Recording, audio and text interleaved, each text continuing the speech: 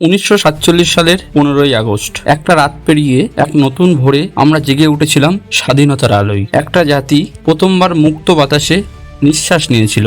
গান্ধীজি তখন নোয়াখালীতে শান্তি খুঁজছিলেন, নেতাজি হয়তো তখন নিখোঁজ, আর লালকেল্লার সামনে উঠে গিয়েছিল সেই তিরঙ্গা পতাকা।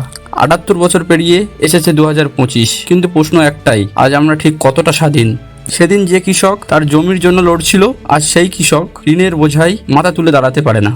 সেদিন যে ছাত্র ইংরেজ শাসনের বিরুদ্ধে আওয়াজ তুলেছিল, আজ সেই ছাত্ররাই চাকরির আশায় দীর্ঘ লাইনে দাঁড়িয়ে থাকে। সেদিন আজাদ হিন্দ বলে যারা প্রাণ দিয়েছিল তাদের নামে এখন শুধু কাগজে স্মরণসভা হয়, আসলে কেউ তাদের আদর্শ অনুসরণ করে না। হ্যাঁ, আমাদের দেশে মেট্রো আছে, মোবাইল আছে, চাঁদের মাটিতে ভারতের পতাকা আছে, কিন্তু এখনো হাজারো মানুষের ঘরে বিদ্যুৎ নেই, নেই পানীয় জল। স্বাধীনতা মানে কি শুধু জাতীয় সঙ্গীত গাওয়া, নাকি সেই সমাজ গঠন করা যেখানে মানুষ মানুষকে তার ধর্ম, ভাষা বা জাত দিয়ে নয়, তার মনুষ্যত্ব দিয়ে চিনবে? এই 78 বছরে আমরা অনেক কিছু পেয়েছি, তবে হারিয়েছিও অনেক কিছু।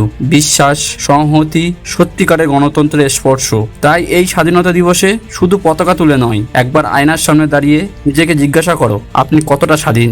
কমেন্টে জানাও তোমার চোখে স্বাধীনতা মানে কি। আর এই রকম ঐতিহাসিক তথ্য জানতে আমাদের চ্যানেলটি সাবস্ক্রাইব করুন।